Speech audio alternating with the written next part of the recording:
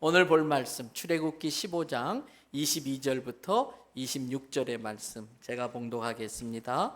모세가 홍해에서 이스라엘을 인도하며 그들이 나와서 수르 광야로 들어가서 거기서 사흘 길을 걸었으나 물을 얻지 못하고 마라에 이르렀더니 그곳 물이 써서 마시지 못하겠으므로 그 이름을 마라라 하였더라.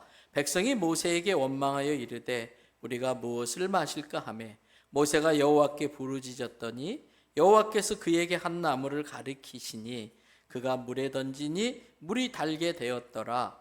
거기서 여호와께서 그들을 위하여 법도와 율례를 정하시고 그들을 시험하시되 이르시되 너희가 너희 하나님 나 여호와의 말을 들어 순종하고 내가 보기에 의를 행하며 내 계명에 귀를 기울이며 내 모든 규례를 지키면 내가 애굽 사람에게 내린 모든 질병 중 하나도 너희에게 내리지 아니하리니 나는 너희를 치료하는 여호와임이라. 아멘.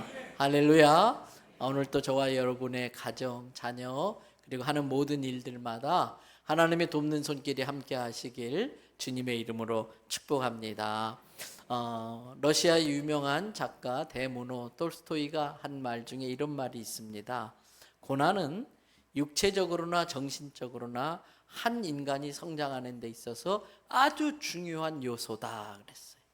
고난이 한 인간이 잘 성장하는 데 있어서 육체적으로나 정신적으로나 아주 중요한 역할을 한다는 뜻입니다. 고난을 좋아하는 사람은 없습니다. 다 고난을 싫어합니다. 왜? 고난이 힘든 것이기 때문에. 그러나 그 힘든 고난을 잘 감당하면 그것에 걸맞는 보상이 반드시 있습니다. 어려운 질문 하나 해볼까요? 좋은 대학일수록 시험 문제가 어렵다 싶다? 이 어려운 문제를 이렇게 잘 맞히세요.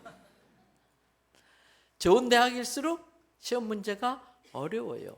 풀어낼 수만 있다면 좋은 대학 가는 것처럼 고난이 우리를 힘들게 하지만 그것을 감당해낼 수 있다면 모든 고난에는 그것에 따르는 보상이 있다는 걸 믿으시기를 바랍니다.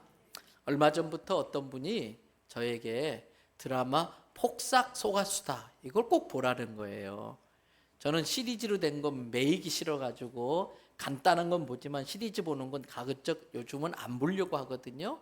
근데 자꾸 보라고 그래서 이번에 부흥회 갔다가 집회 시간이 없는 시간에 짬짬이 이 폭삭 속았수다를 봤어요. 근데 그걸 보는데 저의 경우는 제 부친께서 44살에 갑자기 그냥 한 달 만에 돌아가시게 되고 제가 이제 막 고등학교 졸업하고 대학교 1학년 막 들어갔을 때인데 원치 않는 가장이 돼서 제 고등학생 남동생, 중학생 여동생 같이 공부시키고 몸져 누워 계신 어머니 모시고 그래서 고생을 했거든요. 그래서 또 시장에다가 자판 깔아놓고 치약이나 칫솔도 파는 그런 일도 해봤고 그런 어려운 시간을 보냈던 제 입장에서는 그걸 보는데 너무 힘든 거예요. 가슴 아픈 눈물을 흘리면서 어찌됐든 보긴 다 봤어요. 그 드라마를 보면서 느낀 게 두 가지가 있습니다. 첫째는요, 사랑 때문에 겪는 고난은 고난이 아니다. 제가 이걸 만들어 놓고 감탄을 했어요. 어록이잖아요. 사랑 때문에 겪는 고난은 고난이 아니다. 그 드라마의 주된 흐름은 양관식이라고 하는 남편이 아내를 사랑하는 사랑 이야기예요.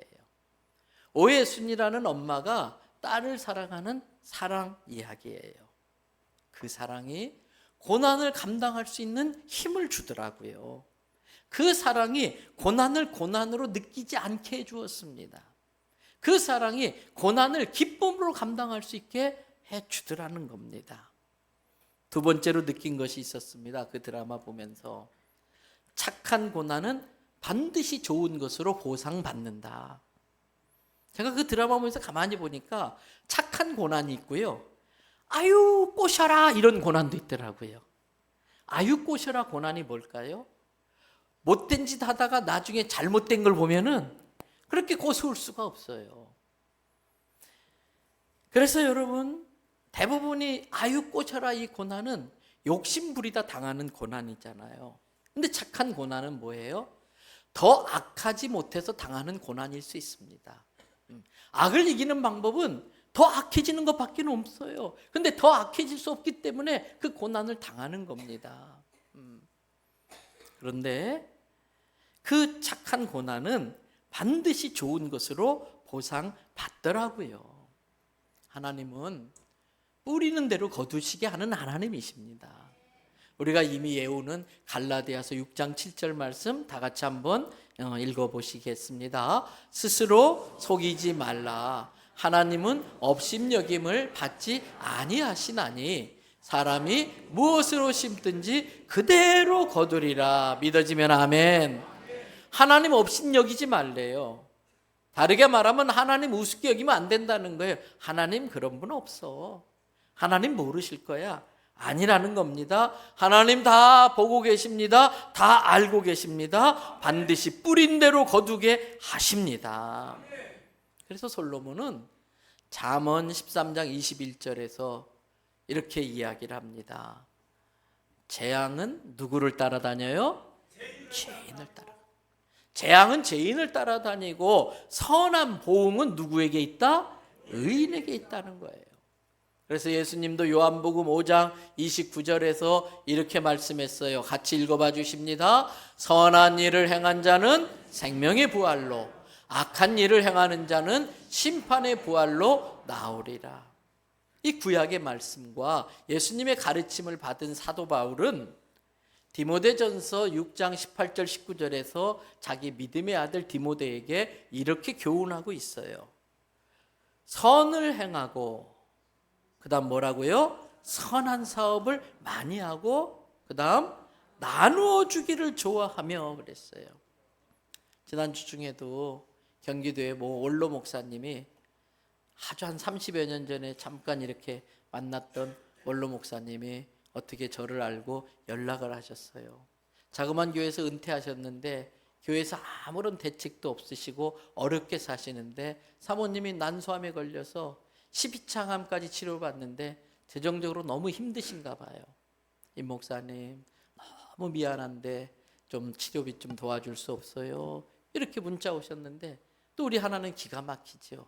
또 그분을 드릴 수 있도록 미리 다 또 필요한 것을 예비해 두셨더라고요.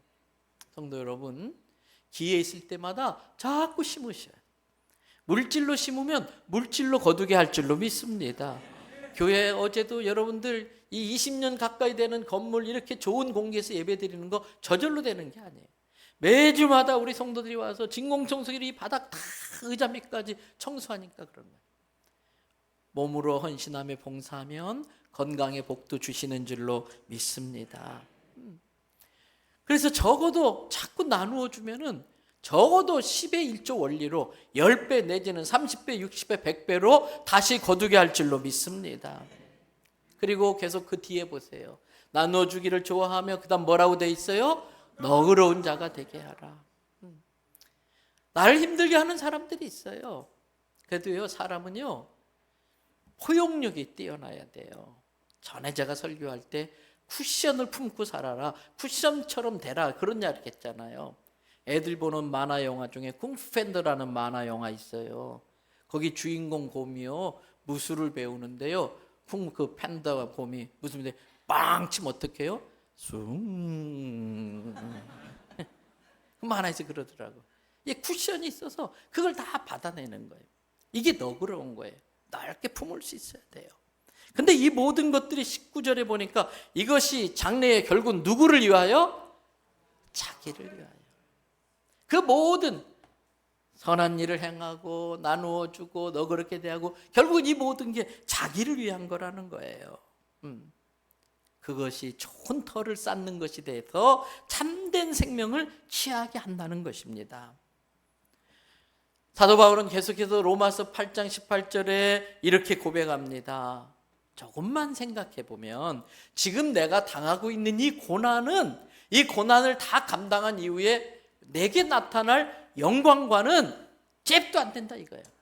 비교할 수 없을 정도로 이 별거 아닌 내겐 너무 그 순간 힘들고 고통스러웠지만 그거 감당하고 나면 그게 별것 아니었고, 그거 감당했는데 내게 나타나는, 내게 주시는 그 영광은 비교할 수 없을 만큼 영광스러운 것이라는 거예요. 인생 살다 보면 이런저런 일들로 힘들 때가 있습니다. 배가 풍랑을 만나듯 풍랑을 만날 수 있어요.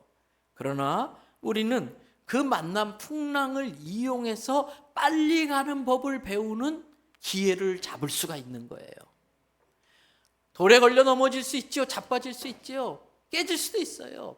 그러나 우리는 그 경험을 통해서 더 큰 돌을 피할 수 있고 더 큰 돌을 이용할 줄 아는 지혜를 얻게 되는 겁니다. 나를 힘들게 하는 사람과 함께 일할 때가 있지만 나를 힘들게 하는 그 사람 때문에 나를 너그럽게 만들고 쿠션처럼 포용력 있는 사람으로 만들어 주고 있는 것입니다. 오늘 본문 이야기는 이스라엘 백성이 하나님의 은혜로 애굽에서 출애굽하는 과정에 있었던 이야기이지요. 오늘의 본문은 출애굽기 15장의 끝부분인 22절부터 27절 본문을 우리가 보고 있어요. 바로 이 22절부터 27절 나오는 이 이야기 직전에 출애굽기 15장 1절부터 21절 사이에는 모세의 노래, 미리암의 노래라고 하는 것이 나와요. 이 모세의 노래의 내용이 뭘까? 그 중에 일부분을 소개하겠습니다. 출애굽기 15장 2절부터 5절을 보시면 여호와는 나의 힘이요 노래시며 나의 구원이시로다. 그는 나의 하나님이시니. 누구의 하나님? 나의 하나님. 서양 사람들이 어려운 일 당하면 오 마이 갓 그래요. 근데 이게 마치 그냥 어떤 경우는 욕처럼 이렇게 생각하는 사람들도 있는데 아니에요. 이 곤란한 상황에 나의 문제를 풀어줄 수 있는 분, 내가 믿고 의지할 수 있는 분은 나의 하나님, 마이 갓, 나의 하나님밖에 없다는 그런 의미예요. 오늘 모세는 그는 나의 하나님이시니 내가 그를 찬송할 것이요 내 아버지 하나님이시니 내가 그를 높이리라. 3절에 여호와는 나를 위해 싸워주시는 용사이시고 여호와는 그의 이름이시로다. 4절에 그 여호와 하나님이 바로의 병거와 그의 군대를 바다에 던지시니 바로의 최고의 지휘관들도 홍해물에 다 수장되었고 5절에 깊은 물이 그들을 덮으리니 그들이 마치 돌멩이 꼬르륵 깔아앉듯이 다 홍해바다에 깔아앉게 하셨다는 거예요. 오늘 출애굽기 15장 본문 바로 직전에 14장에서 이스라엘 백성들은 하나님이 갈라놓은 그 홍해 바닷길을 마른 땅처럼 건넜어요. 그리고 멋모르고 그들을 뒤따라오다가 다시 합쳐진 물에 바로의 군대가 몰살당하는 것을 봤어요. 그걸 본 이스라엘 백성들이 하나님을 그렇게 찬양한 겁니다. 그러나 21절에 보면 미리암의 찬양, 너희는 여호와를 찬송하라. 그는 높고 영화로우시며 말과 그 탄자를 바다에 던지셨음이로다. 이 미리암의 찬양의 여훈이 채 가시기도 전에 이스라엘 백성들은 모세를 향해 원망하기 시작합니다. 그게 오늘 본문이에요. 모세가 홍해에서 이스라엘을 인도하며 출애굽기 15장 22절 그들이 나와서 수르 광야에 들어가서 거기서 사흘길을 걸었으나 어떻게 됐어요? 물을 얻지 못했어요. 그런데 잠시 갔더니 23절에 나중에 마라라고 불렸던 그 마라에서 물을 발견했는데 써서 마시지 못하게 했대서 그 이름을 마라라 했다. 24절에 그 일로 백성들이 모세를 원망하면서 우리가 뭘 마시고 살란 말이냐 원망한 거예요. 왜 이렇게 미리암의 찬양의 여운이 채 가시기도 전에 찬양이 원망으로 감사가 불평으로 바뀌었을까? 그들의 예상하기를, 그들이 생각하기를, 그들이 기대하기를 야, 홍해를 가르신 하나님 믿고 가면은 이제 곧 축복의 땅 가나안 땅 푸른 풀밭 쉴만한 물가가 펼쳐질 거야 기대하고 갔어요. 아무런 수고도 안 하고 아무런 대가도 치르지 않고 아무것도 하지 않고 그냥 푸른 풀밭 쉴만한 물가를 받을 줄 알았어요. 이걸 전문 용어로 한번 따라해 보실까요? 날로 먹으려고 한다.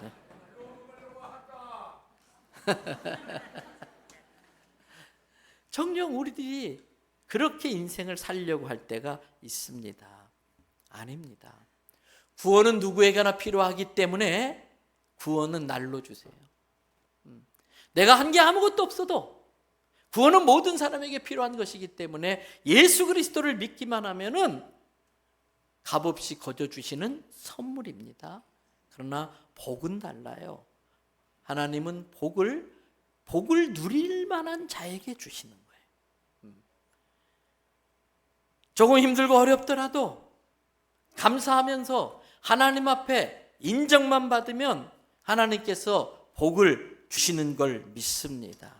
근데 이스라엘 백성들은 그렇지 못했어요. 겨우 사울길 가자 감사가 원망으로 바뀌었습니다. 찬양이 불평으로 바뀌었습니다. 그런데 아십니까? 왜 사울길일까? 그 사울길을 왜 하나님이 물없이 가게 하셨을까?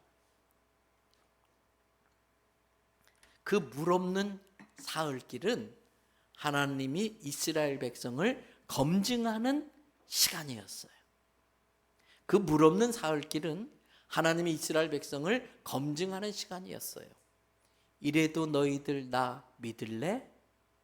이래도 너희들 나한테 감사할 수 있어? 이래도 내가 너희에게 좋은 거 줄 너희 믿을 거야? 검증하는 시간이었어요. 회사에서 신제품을 만들면 그걸 출시하기 전에 품질 검사 테스트라는 걸 한답니다. 제가 호기심이 나서 오늘 말씀을 준비하다가 스마트폰을 새로 만들어서 출시할 때에 품질 테스트를 어떻게 하는지 인터넷으로 좀 알아봤어요. 모 회사의 스마트폰 품질 테스트 그걸 보니까 핸드폰 하나 새로 발표할 때에 6만 가지의 항목의 기준을 맞춰야 된다는 거예요. 6만 가지 항목. 그래서 제품 출시 전에 낙하 테스트, 충격 테스트, 구부리기 테스트, 비틀기 테스트 이런 내구성 테스트를 비롯해서 만 회 이상의 충격에도 끄떡없는지 작동하는지를 테스트한다는 거예요. 장마철 강수량의 낙수 테스트, 열대지방의 고온 테스트, 저 북극 저런 쪽의 저온 테스트, 온습도 테스트 등 6만여 기준을 테스트를 통과해야 제품으로 나올 수 있다는 겁니다. 홍해를 건넌 이스라엘 백성들은 그 홍해를 걸으면서 바라봤던 물벽에 그 고래들을 바라본 그 감격이 가셔지질 않았어. 야, 저기 고래 있다, 고래 있다. 건너오고 나서 그 대단한 무서운 그 바로의 군대들이 그 홍해 바다에 그냥 다 휩쓸리면서 죽어가는 걸 보면서 흥분이 가시지 않았어. 야, 우리 하나님 대단하셔.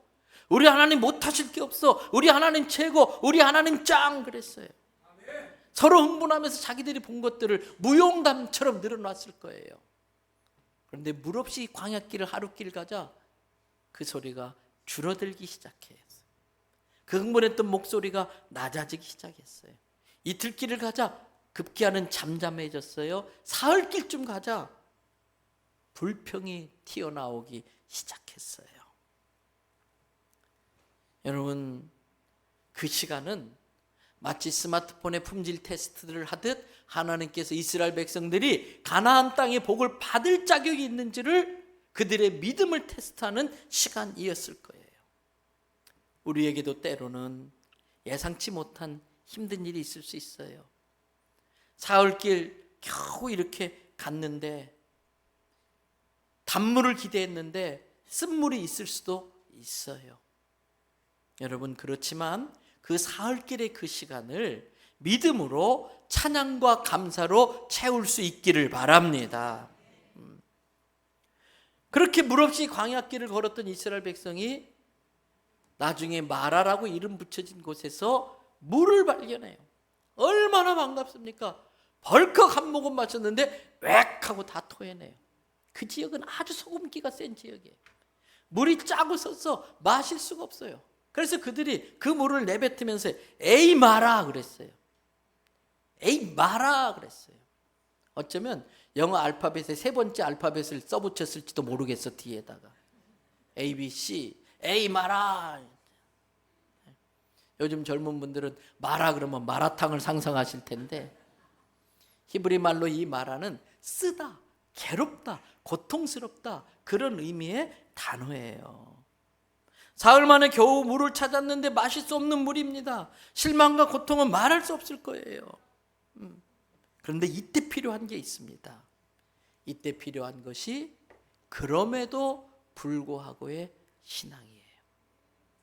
이때 필요한 것이 그리 아니하실지라도의 신앙이에요.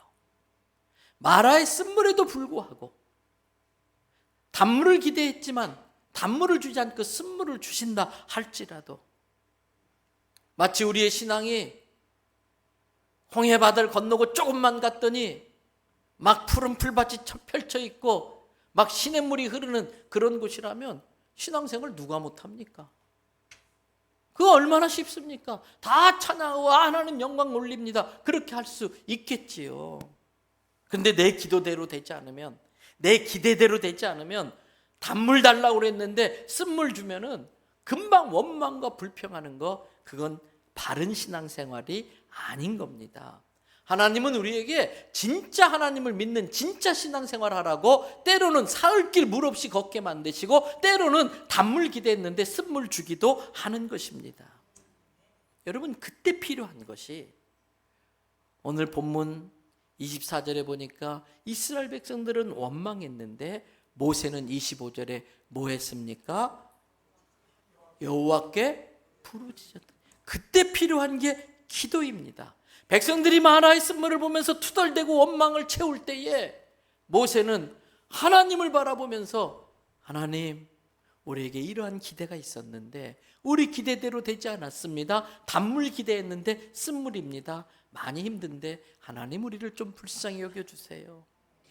그때 필요한 게 하나님께 은혜를 구하는 기도인 것입니다. 하나님은 그 기도하는 모습을 보고 싶어서, 정말 네가 나를 믿고 어려울 때마다 나한테 기도하니 가나안 땅에 들어가면 어려운 게 수도 없이 많을 텐데 지금처럼 너희가 마라의 쓴물을 만났어도 내게 기도하면 내가 단물로 바꿔줄 거야. 그거 가르쳐주고 싶었던 거예요. 모세가 그렇게 부르짖어 기도하자 하나님께서, 모세야 저쪽 한번 바라볼래? 예, 뭐 있니? 거기 못 보던 나무 있는데요. 그래, 그거 가지 꺾어다가 저 물에다가 한번 던져봐. 던졌더니 쓴물이 단물로 바뀌었어요. 저랑 아주 형제처럼 지내는 이재모 빗자의 김희태 장로님, 지난주도 우리 허천의 목사님과 같이 식사 대접에 있어서 만났는데 제가 물어봤어요. 여긴 왜 이렇게 한 시간씩 줄 서서 먹어야 됩니까? 도대체 왜 이렇게 사람들이 이렇게 많이 오는 겁니까? 식재료를 좋은 걸 씁니까? 장로님 노하우가 있어요? 나도 지점내게 좀 비법 좀 가르쳐줘요. 그랬더니 그러더라고요. 목사님 아니에요. 우리 손님들이 피자를 입에 대는 순간 물이 포도주로 바뀌어요. 그러더라고요. 그게 그분의 믿음이었어요. 나뭇가지, 그거는 예수 그리스도를 의미하는 거예요. 예수 그리스도의 십자가를 의미하는 거예요.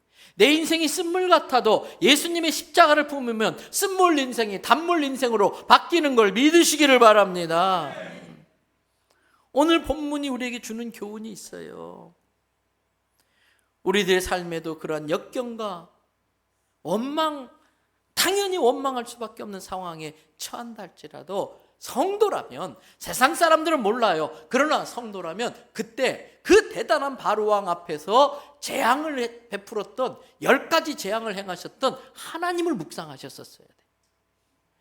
내 인생의 마라의 쓴물 앞에 홍해를 가르셨던 그 하나님을 기억하며 그 하나님 앞에 은혜를 구해야 하는 것이지요.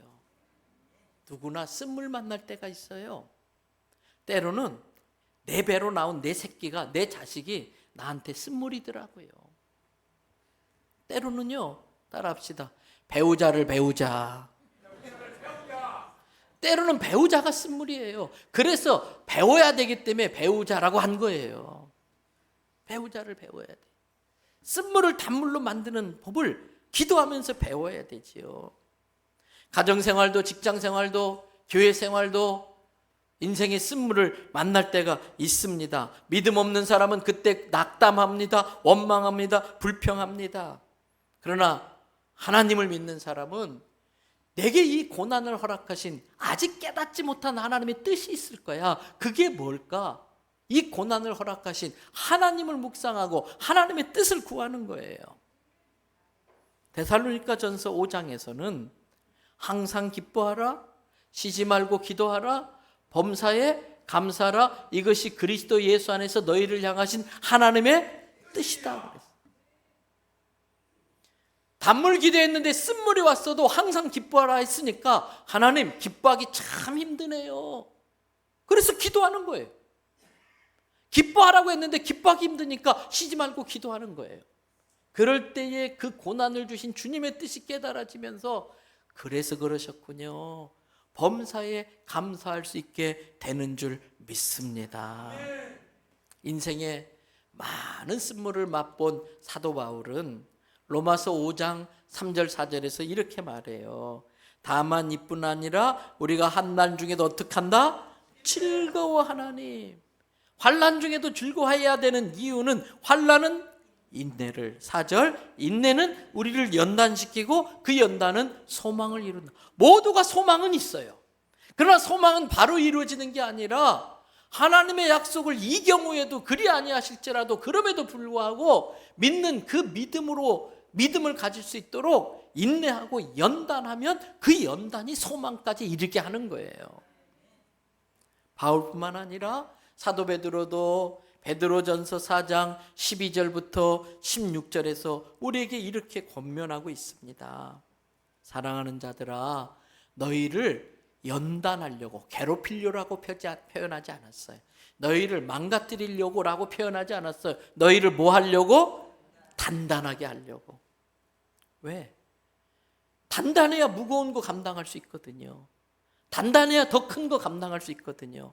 그래서 사랑하기 때문에 너희에게 더 좋은 거 주고 싶어서 먼저 좋은 거 감당할 수 있도록, 무거운 거 감당할 수 있도록 연단시키려고 오는 그 불시험, 쇠를 만들 때에 불에 놓고 달구잖아요. 그 불시험을 내게 왜 이런 일이 있는 거야? 이상하게 여기지 말아라. 13절에 오히려 내게 당하는 고난의 그 시간을 통해서 예수님이 얼마나 아프셨을까? 예수님의 고난을 이해하고 참여할 수 있게 된 것으로 인해서 즐거워해라. 이는 그 예수님의 영광에 나타나실 때에 너희로 하여금 같이 즐거워하고 기뻐하게 하려고 그 연단 준다는 거예요. 그러면서 14절 너희가 예수 그리스도의 이름으로 치욕을 당할 때에도 예수 믿는다는 이유 때문에 불이익을 당하고 곤란한 일을 당해도 그게 복이 있다. 왜냐하면 우리가 고난당할 때에 우리 위에 여호와의 영, 하나님의 영이 함께 하셔서 감당하게 돕기 때문이라는 거예요. 내가 고난당하는 순간 여호와의 영이 잘 감당할 수 있도록 내게 임한다는 걸 깨달으시길 바랍니다. 그러면서 15절에 너희 중에 혹시 누구를 살인하려고 하다가 도둑질하려고 하다가 악한 짓을 하려고 하다가 남의 일에 간섭하다가 고난당하는 어리석은 짓을 하지 말고 지혜가 있어서 그런 함정 파는 곳에 마귀가 함정 파는 곳에 걸려들지 말고 16절에 대신 그리스도의 이름으로 고난을 당하는 경우가 있다면 그건 피하지 말고 부끄러워하지 말아라. 쫄지 말아라. 쪽팔린다고 생각하지 말라는 거예요. 도리어 그리스도의 이름으로 고난받음으로써 하나님께 영광 돌릴 수 있게 된 걸 기뻐하고 감사하라는 거예요. 여러분 동성애자들도 커밍아웃 하는데 왜 예수 믿는 거 성경책 옆에 들고 다니는 걸 왜 부끄러워합니까? 그리스도의 이름으로 고난당하는 건 영광스러운 일이에요. 그건 감사한 일이에요. 자랑할 일이라는 거예요. 하나님은 아무에게나 고통 주지 않습니다. 감당할 만한 사람에게 주십니다. 그 고난을 통해 더 연단시키고 더 큰 사명 감당하게 하시고 더 큰 사명 감당했기 때문에 더 큰 사명에 걸맞는 복과 은혜를 주시기 위함인 것입니다. 등산해 본 분은 아실 거예요. 그 정상에 올라갔을 때 그 기쁨. 제가 인천 도원교회 청년회장 할 때에 1호선 전철을 타고 쭉 가면 의정부시가 나와요. 그 의정부시에는요, 등산 중간 정도 등산하는 사람들이 딱 올라가기 너무 좋은 소요산이라고 있어요. 그 소요산에 올라가서 전망을 보면은 아래서 볼 수 없는 아주 멋진 전망이 펼쳐지고요. 참 좋습니다. 근데 제 친구 중에 성태라는 친구가 있는데, 이 친구는 교회에서 등산 간다면 꼭 따라와요. 근데 산에는 안 올라가요. 그래서 산 입구에 앉아가지고 늘 하는 이야기 있어요. 야, 내려올 걸 왜 올라가? 올라가서 살 거 아닌데 왜 올라가? 그러면서 막 놀려요, 올라가는 사람을. 근데 여러분, 숨 헉헉거리면서 올라갔는데 그 위에서 바라보는 경치, 그때 그냥 야호하고 쑥 받아들이는 그 시원한 공기, 그건 맛보지 않으면 알 수가 없어요. 경험한 사람이 아니면 왜 그 고생하고 올라가는지를 알 수가 없는 것처럼, 그 고난을 극복한 뒤에 주어지는 그 감격, 그 기쁨, 그 은혜는 경험한 사람이 아니면 알 수 없어요. 그 고난이 때로는 우리를 생각지도 못했던 축복의 길로 이끌기도 합니다. 여러분, 만년필 어떻게 생겨난지 아시지요?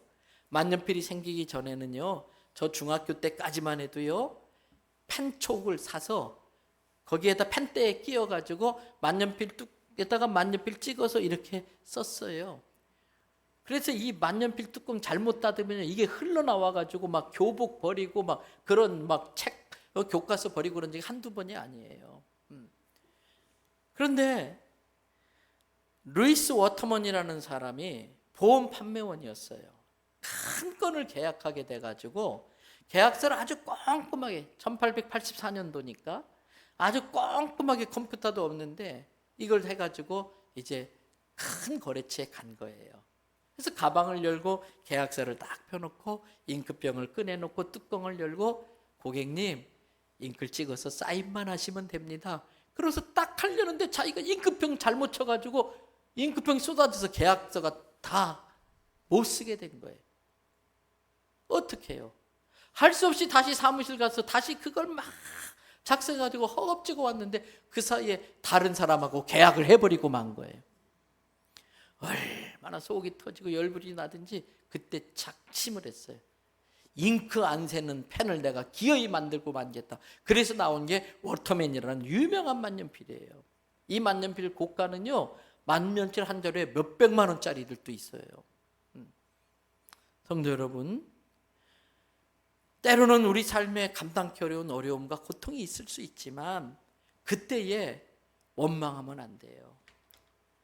민수기 21장에 보니까 이스라엘 백성이 원망하다가 다 불뱀에 물려버렸어요. 그래서 솔로몬은 잠언 19장 3절에 이렇게 말했어요. 같이 한번 읽어봐 주세요. 사람이 미련함으로 자기 길을 굽게 하고 마음으로 여호와를 원망하느니라. 솔로몬이 가만히 원망하는 사람들 보니까 지 욕심 부리다가 자기가 자기 길을 굽게 만들었어. 그래놓고 여호와를 원망해. 원망함으로써 자기 인생을 더 꼬이게 만들더라는 것이에요. 똑똑한 사람은 원망하지 않습니다. 왜? 원망해봤자 아무런 도움 안 된다는 걸 알기 때문에 그렇습니다. 그래서 야고보서 사도는 야고보서 5장 9절에서 이렇게 말해요. 형제들아, 힘들고 어려운 일 있고 일이 잘못돼도 서로 뭐 하지 말아라? 원망하지 마라. 남의 탓하고 막 그러지 말아라. 그리하여야 심판을 면하리라. 보라, 심판주가 밖에 서 있다.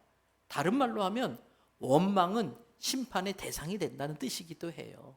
그리고 계속해서 야고보서 5장 13절에 뭐라고 하는지 큰 소리를 읽어봅니다. 너희 중에 고난당하는 자가 있느냐? 그는 기도할 것이요 즐거워하는 자가 있느냐? 그는 찬송할지니라. 원망의 반대는 감사입니다. 행복은요, 저절로 행복해지지 않아요. 감사라는 나무에 꽃 피우는 게 행복의 꽃이에요. 불행은 불평이라는 나무에서 자라나는 돋아나는 독버섯 같은 거예요.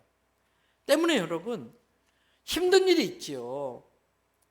그때에 그 힘든 일을 허락하신 하나님의 뜻이 있다. 나의 미성숙함, 연약함 때문에 곤란한 지경에 빠질 수 있고, 마귀의 함정과 공격 때문에 곤란한 지경에 빠질 수 있고, 아직 미성숙한 사람들과 공동체를 이루며 가야 하기 때문에 그 미성숙한 사람 때문에 곤란에 빠질 때도 있지만, 그럼에도 불구하고 원망하지 말고 감사하라는 거예요. 여러분, 고생하며 이룬 일이 더 가치가 있어요. 추위에 떨어본 사람만이 태양의 고마움을 압니다. 갈증을 겪어본 사람이 물 한 잔의 소중함을 압니다. 아이를 키울 때도요, 제가 목회 이제 40년 차잖아요. 많은 성도들의 가정을 봐요. 좀 어렵게 키워야 효도해요. 오냐오냐 키우면요, 커서도요 자기만 오냐오냐 해달라 그러면서 늙은 애비 등골 패먹고 살아요. 그러니까 애들도 더 고생시켜 봐야 돼. 여러분, 뷔페 식당 가잖아요. 접시 한 접시 잡수시고 이제 두 번째 2차를 가요. 접시 들고 삥 돌면서 하시는 말씀이 있어요. 야, 왜 이렇게 먹을 게 없냐, 먹을 게. 옛날 나라님도 못 드시는 걸 잡수시면서 감사를 못해. 그 많은 음식을 차려놓고도 투덜거려요. 그런 사람 제가 단번에 해결해 줄 수 있어요. 여러분, 3일만 금식 기도해 보세요. 3일만 금식 기도하면 맛없는 음식이 없어요. 맛없는 음식이 없어요. 시편 34편 6절부터 10절에 다윗의 고백이 있어요. 곤고한 자가 곤고한 일을 당해서 하나님 앞에 부르짖으면 여호와께서 들으시고 모든 환난에서 구원하셨도다. 다윗이 경험했다는 거예요. 7절에 내가 곤란당하면요, 여호와께서 주의 천사를 보내가지고 여호와를 경외하는 자를 딱 진치고 두르신다는 거예요. 그리고 건지신다는 거예요. 8절, 너희가 그 고난을 감사함으로 여호와가 얼마나 선한지 좀 맛 좀 봐라 이거예요.